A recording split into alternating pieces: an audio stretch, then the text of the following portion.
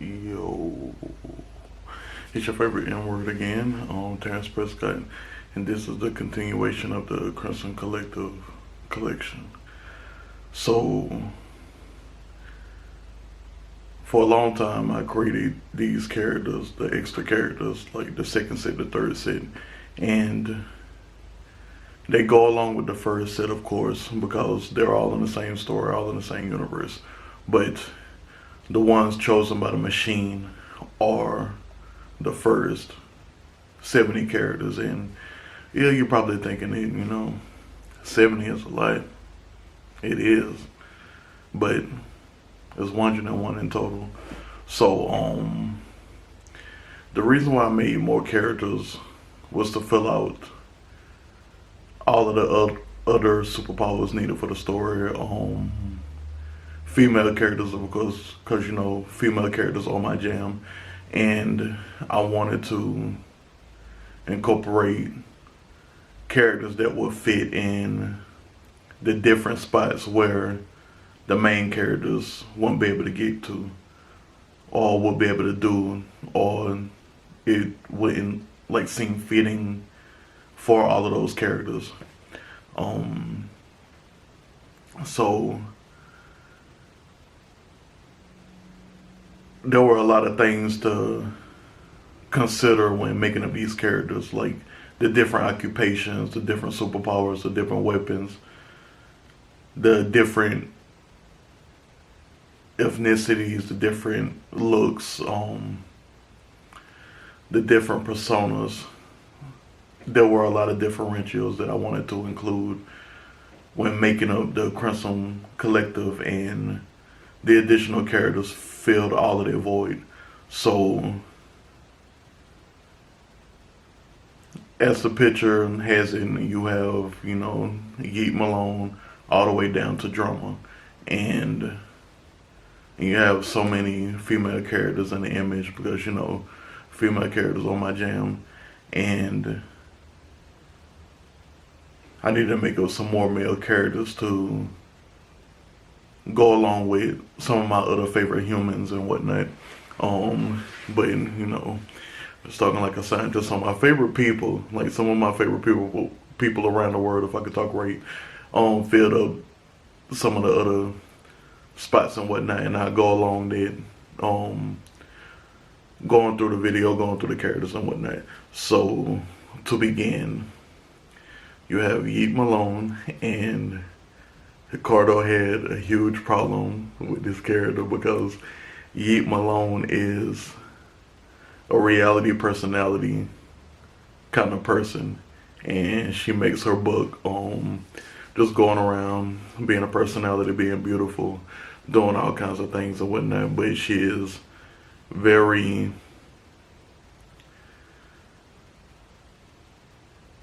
very lovely when it comes to the battlefield, because you have Portal as a superpower. You can teleport other things, teleport people, mass teleportation, all kinds of stuff with Portal, right?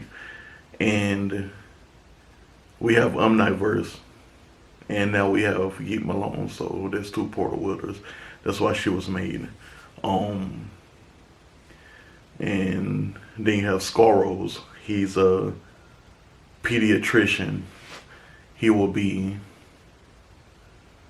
another one of the doctorate characters that is needed for survival when it comes to the story and whatnot. Scorros is quite dangerous. He's one of the characters that wields the spear as a weapon, and being that dark skin and with a spear, havoc will be wreaked. Then you have Nexon, which is the only character that's an actual galactic police officer who has his own spaceship, has his own jurisdiction. But the good thing about Nexon is Nexon has a pristine knowledge about all of the jurisdictions around the 13 galaxies. He knows the laws of every single galaxy and whatnot.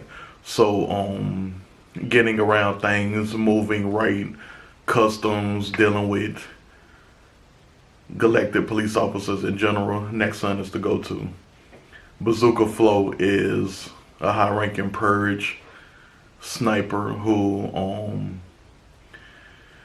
is quite ridiculous, to be honest, because the last thing you want to see on the battlefield is this dude walking around with shades, with a very lovely beard, getting a cannon on his shoulder, or the other side. Like, he is ambidextrous, so it doesn't matter. But that cannon on his shoulder, boom, boom, boom, rarely misses his target already. He is quite nice when it comes to that. Decimitis is a police commissioner on one of the New Yorks and one of the galaxies. It'll be talked about another time. But Decimitis was created purposely because I saw the image of the dude and I wanted a character to look like that. So Decimitis all comes from just that random image of somebody on the internet. Zooms, based off of a buddy I know I played rugby with a couple of seasons, I believe. He's a guardian mage with this group called the Azure Acolytes, and they are this group that's been moving through generations and generations and creating these heroes to go with, present time or whatnot. And sometimes they have multiple, sometimes they have one, and in the generation of this story, they have one, and that's Zooms. And Zooms has been doing nothing but bringing good graces to the Azure Acolytes as he goes around the fantasy world at Amara, doing all kinds of protecting and saving and whatnot. Dylizzle, she's an aerologist, which is, the doctor that goes with the study of superpowers. And she's a general surgeon. So she'll be helping out with the life supporting, the survival of the whole epilogue. Cuerva is a magic moving picture square star, other words, a movie star. She has a lovely career in the movie arts, whether it's action or drama or comedy. She's quite lovely when it comes to that, but also lovely when it comes to being on that battlefield. Cuerva's superpower is Magma Pegasus, and it is quite lovely just saying it, but she's represented by Feisty from the Love of Ray J era. Killif is a bounty hunter. She is one of the few characters that knows everybody from the first image to the third image. She has worked alongside of everybody throughout the whole story, and she's considered one of the most reliable superheroes of that day and age. But the machine chose the machine chose all male characters, all male beings and whatnot. Killif was brought into the fray immediately, actually, once like the first mission of the story happens and the blood soap puzzle pieces go around the 7 people's necks. She'll be summoned immediately when they start assembling the team before the machine chooses the next 7. Then you have Resende, who is an intergalactic diplomat, does a lot of great things for humans around the galaxies and whatnot. She's represented by Dana Melanie, a very beautiful actress that came along my visuals, my sense of sight since Greenhouse Academy, I think season 3. Gekis Naja, a lovely woman. I made her purposely to represent the Gekis Nada from the Fantasy Star Universe era. And the Gekis Nada is this spirit. It's like a cone, a very luxurious looking cone, and Gekis Naja will have that as a weapon. So she'll be another spear wielder. And I think I heavily focused on spear wielders when I was making up all the characters, but Gekis Naja was essentially made up to go with the Rage, which is my buddy from the army, Chris. Geket's Naja, mostly inspired by this girl named Baby Doll or Baby Girl, I forget her username, but on Fantasy Star Universe, that's who Chris played with the most. So I made Geket's Naja honoring Chris in my time on Fantasy Star Universe. Viker, he's an all-craft elite field operative. His partner in crime is Boston and whatnot, and they make a great team for field operatives. Viker is quite ridiculous.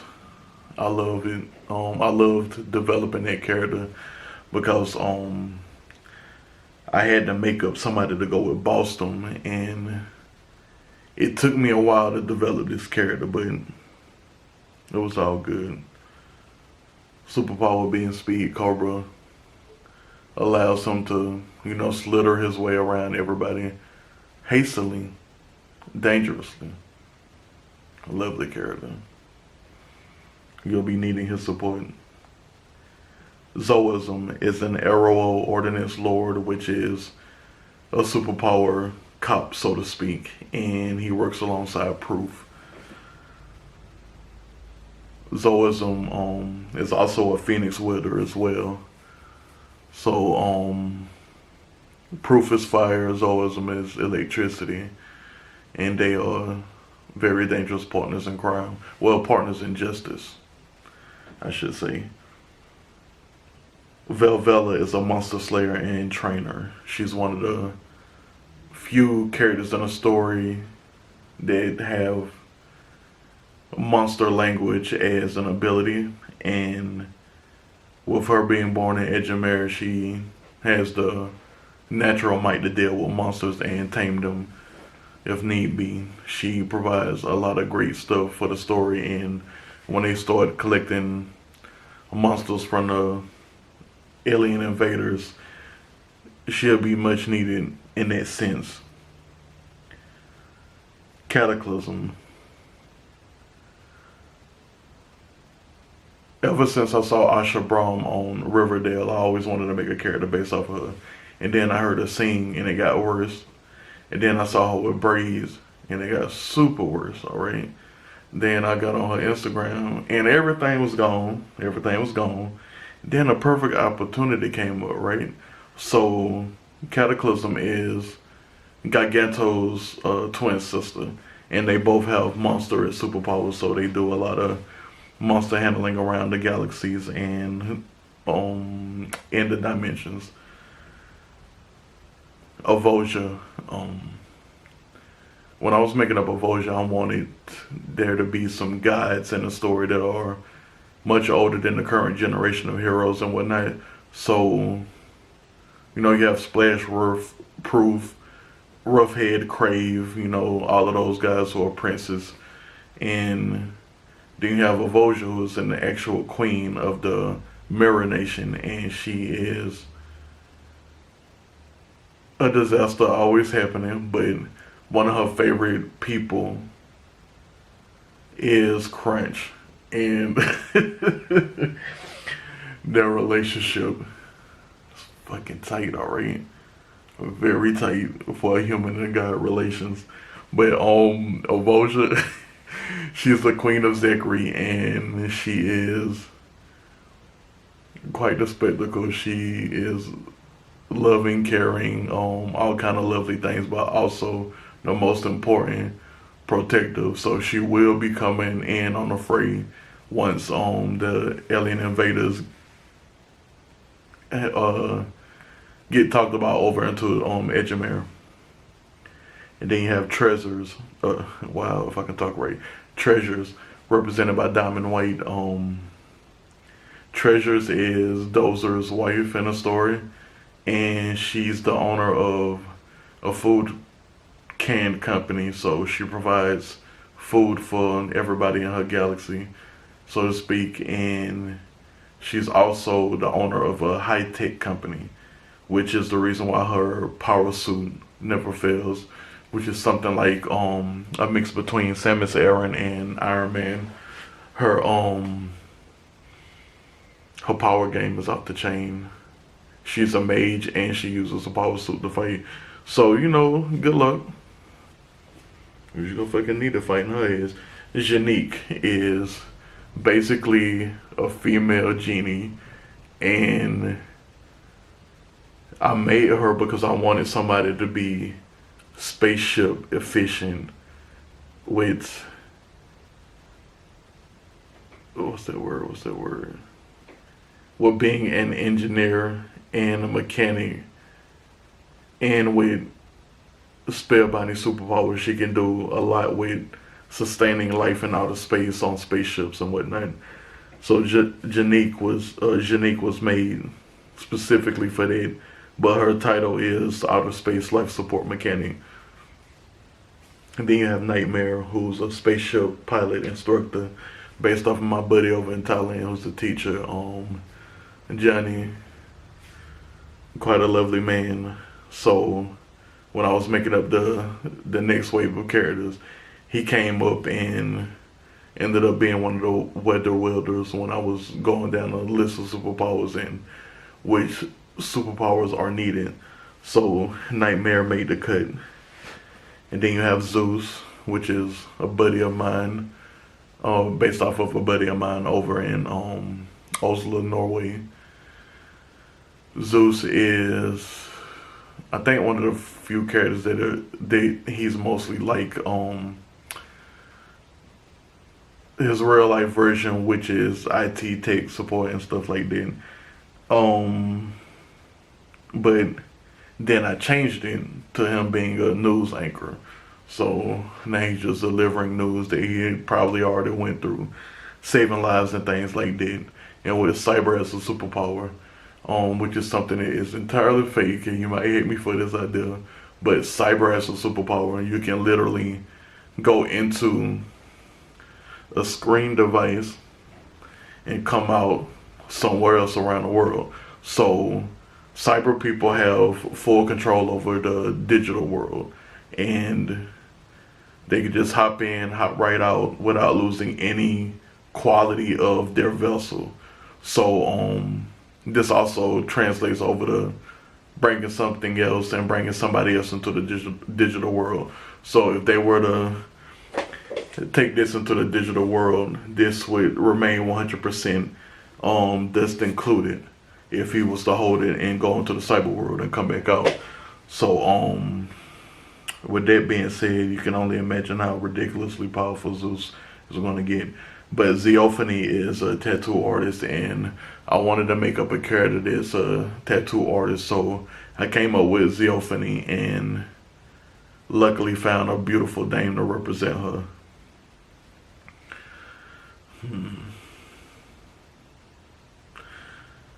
I think the thing that took me the longest when it came to Zoephony was choosing what she would look like. And then you have Quality, who is this pageant coordinator and host. She won Miss Universe many years back. In this world, Miss Universe deals with superpowers, so she was fortunately strong enough to get that title. Prove to the world, prove to the judges that she is worthy of being Miss Universe. And after that, she just stayed in the career and became a host. And she hosts several different kind of things. So it's safe to say she's kind of like a partier. Who's next? Sinrays. Sinrays is the second in command. Well, before I get to Sinrays, Quality is based off of the actress Nicole Ziana. And then you have Sinrays, and Sinrays is the second of the Ebony High Tides, the second in command and whatnot. And I've been working on some characters recently, and I just made her one of the symbiote hosts. So there's now 3 guys and 3 girls that are symbiote hosts, and she will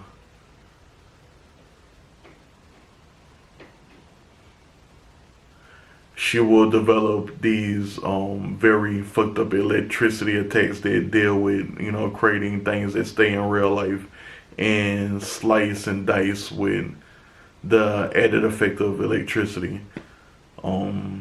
Centaurase has been through a lot of life-altering situations, and the symbiote is the biggest one. Shveta, she's a pediatrician by day and a queen goddess of one of the nations by night. Let's see if I can find that real quick and get back to my place.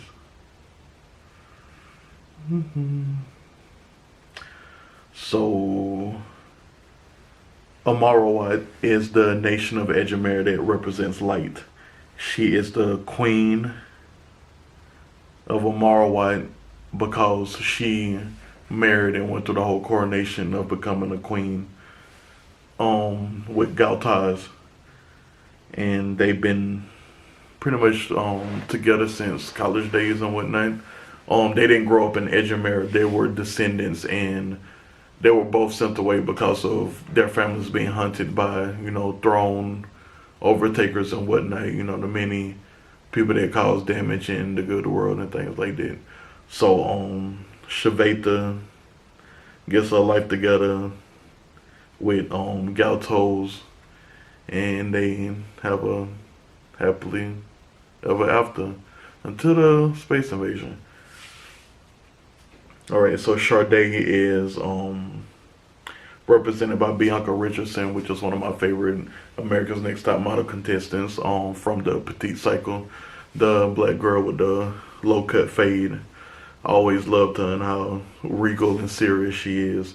And she takes some quite drastically beautiful photos. Thank goodness. So she is a spokesmodel in the story. She's also a descendant from the god realm, so she's a goddess. She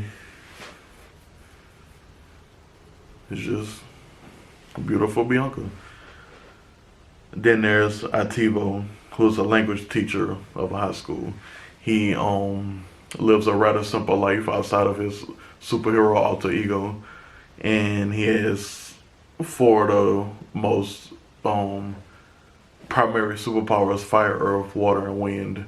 Tetra. His forces are quite devastating regardless of them being so normal. But he also uses optic blast and things like that with his elemental powers of choice at the time. And then you have Scotty Rebel and Tokyo Diva. Okay, these are two of my favorites ever. Scotty Rebel is one of my favorite vocalists, and Tokyo Diva is one of my favorite rappers. They make up rich white ladies. Scotty Rebel is the singer, of course. Tokyo Diva is the rapper. And I've been on them ever since White Powder Perm. And I've been trying to bide my time until I can perfectly make them into characters for the perfect situation and the perfect story. And then Crimson Collective came along and I started making up the second batch. And they were pretty much the first two characters I made up for the second batch. They are both phoenixes, dark and light. I think Scotty Rebel is dark and Tokyo Diva is light. But when phoenixes get together, they just take over everything. And then you have Mad City, represented by Sebastian Young, one of my favorite porn actors. I love the way he looks now. He is very macho to the core looking right now. And in a story, he's a silver screen action movie star. So he's still in front of the camera doing things. But he's quite lovely with the films he gets, because he mostly does action within a story and whatnot. And he does action on the battlefield too. So he's not called Mad City for a punk reason. He can make a whole city mad, and is very, very serene. Believe it or not, very serene. Cause my characters be throwing them punches and people be falling out. Boy. Be over for a lot of people. But Momentum is a relationship therapist, a certified psychologist.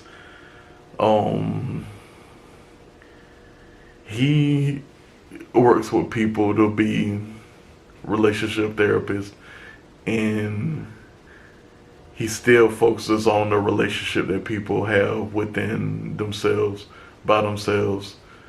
He focuses on a lot of different types of relationships.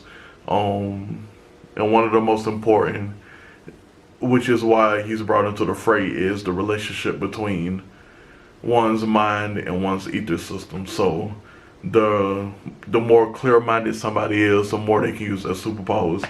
And he wouldn't know how to use his superpowers. He would fucking know, alright? His superpowers are fucking ridiculous. Let me see what they are. Gotta change that. Another portal wielder, alright? So he's mass teleporting everybody along with Yeet Malone and I'm Not Versed. But his portal superpower is attached to Matism, and his Matism form is Spectre. So he's like this ghost machine that keeps on teleporting and whatnot, and you never know what's coming, and he's quite beautiful when he does it. And then you have the last but not least of the second selection, drama, alright? Drama. So many luxurious memories about drama. So drama was originally made for my X-Men fanfic, Joyful Round. If that's what it's called, I don't remember. But in that story, Drama was a slave, and she didn't know any better or anything because, you know, she was just a regular human in captivity, and none of them knew anything, and they couldn't help each other out. So she grown up in rags, way far from riches, and in Joyous Round, the situation revolves around a guy coming to the X-Men universe and choosing which people become mutants and amplifying the power of previous mutants, right? And, you know, she wasn't coming into her powers at all because she was in poverty and stuff like that. And then the god of favoritism chose her to be one of the ones receiving mutant powers. So her mutant powers are afterlife, and her ghost channeling game is ridiculous. But she has this one thing where she has this arm coming out her back, and it's very, very nice because you won't expect an attack like that. But she floats around doing all kinds of dangerous stuff and be hanging around with Crave all the time, who is also a spirit guide and spirit hunter, and they both work together very closely. And I'm so glad I made up Drama, but Drama is now in this story instead of it just being in that fanfic. So that's it for this video and the characters that pertain to the second listing, the second image. Hope you liked it all and whatnot. I'm about to dive head first into dreamland, alright? So I'm pretty sure I've been slurring my speech because that sleeping pill be hitting above me. Just like them characters I be making. Alright. Until next time, be prepared for some more Crimson Collective.